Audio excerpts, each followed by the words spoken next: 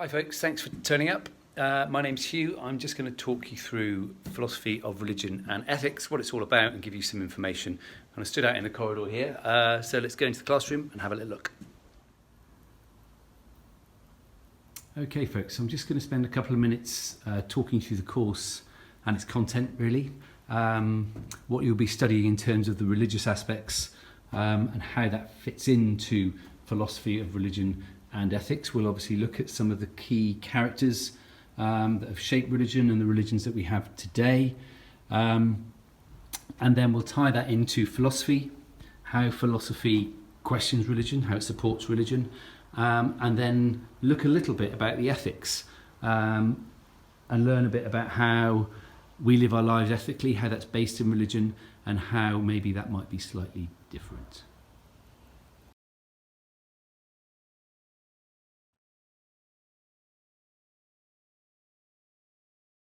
Okay, so a little bit more about the course itself, philosophy of religion and ethics. I just want to go through initially kind of what kind of student, what kind of person might be attracted to it. And I guess if you like discussion, the classes have a lot of discussion in them because, you know, this is about philosophy and the idea of philosophy is about exchanging ideas. So part of that is kind of reading texts, you know, short texts, but texts that really make you think and discussing, you know, why do people make decisions?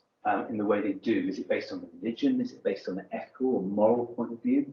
Then I think you'll find this quite interesting. You know, if you're somebody that thinks an awful lot about those things and is really interested by that, if you find that when you Google stuff, you know, you type it in, you think that's not really the answer. That's a bit too much about fact, okay, or truth. Well, this isn't really about fact and truth. This is about why people make decisions. So, you know, sometimes people make good decisions and people make bad decisions, but what is that? What is a good decision? What is a bad decision? Something that I might consider to be bad. Well, I don't know the history of why that decision was made. I don't know anything about the person. Do other people see bad decisions as good? Those kind of things, if you're into that thing, if you're into trying to understand how we judge others and how they make decisions, then this might well be. A little bit about it. It's an EDUCAS A-level, all right, so the examining board's EDUCAS. It encourages you to think about things like adopting a more inquiring mind, okay, having a reflective approach to things like the study of religion. So it's not like, you know, your kind of classic RE studies. It's not about that. It's about considering what religion is and why people are drawn to it or pushed away from it, and how religion affects all of our lives and the decisions we make.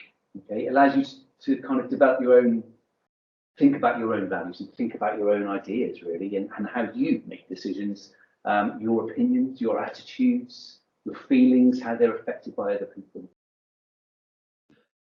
What I think might be a better idea is if I stop talking for a minute and we have one of the students talk about the course themselves, and then I'll come back to you in a sec. I love philosophy because it's a very broad subject and we cover a lot of content, so you're bound to find something that you will enjoy. We pick up on many things that you may already know from GCSE or everyday life, but we go into more detail. For example, in Christianity, where we look at the birth narratives, but we learn how they differentiate and how to harmonise them. In ethics, we look at many interesting and difficult subjects that you may not have your own opinions on, but by the end you are bound to do so. And we start off with philosophy, which allows us to ease into the topic. Our lessons are structured to have a lot of debates and discussions, and due to our great relationships with our teacher, this allows us to do so, and we get a lot of support from our teacher. Philosophy also helps us in the future due to the critical analysis and the ability to structure and challenge arguments, as well as essay structure for people who may not want to carry on with philosophy in the future. You also get to explore many different worldviews and understand why people do the things they do.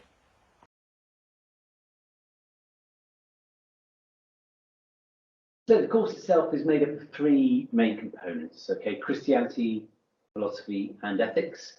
There's a 2-hour exam on each of those components, okay, and that's at the end of the second year, so it's what we call a linear course, all right.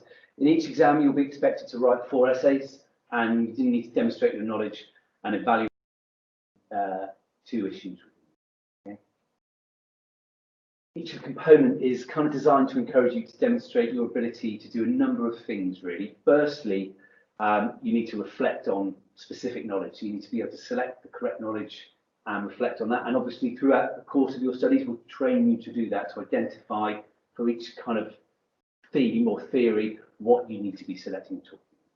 Right. You need to then be able to understand and interpret critical concepts and look at texts and other sources, and then, as I say, make interpretations, maybe make decisions about those things.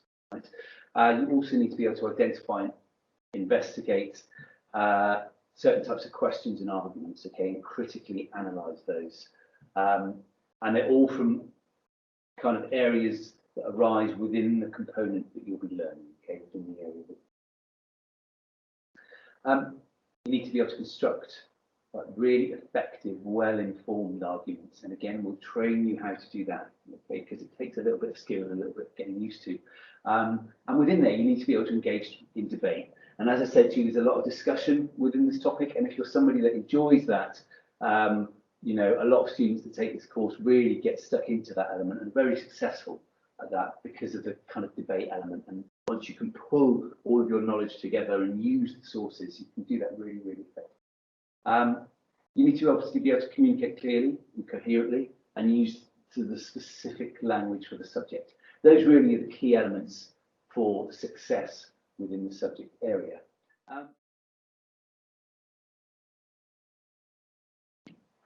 Okay, so other than your studies in the classroom, obviously your studies in the classroom are like traditional GCSE, content is different, we'll stretch you a bit further, but you'll be used to this kind of environment, I'm sure. The tables are arranged at the moment because obviously we've got to be COVID-19 compliant, but other than that, your lessons in the classroom will be the kind of thing that you're used to.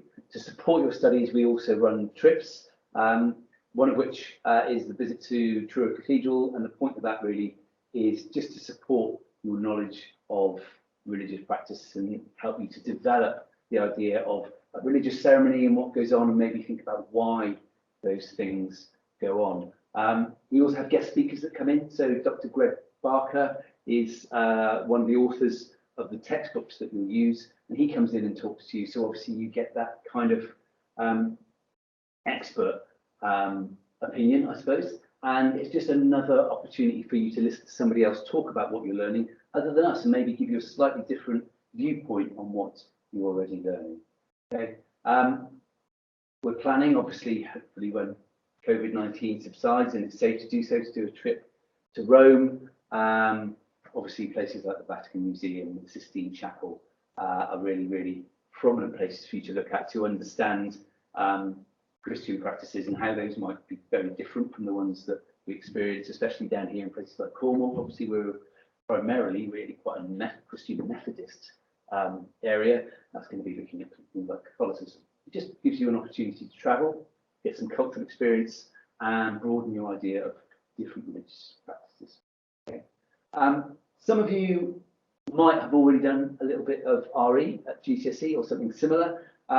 If you have, that's great. If you haven't, it's not entirely necessary. Okay, it will benefit you. Okay, I would say in terms of what you should be aiming to achieve to cope with things like the essay writing and the use of the core language, we'll be looking at a 6 or above in GCSE English.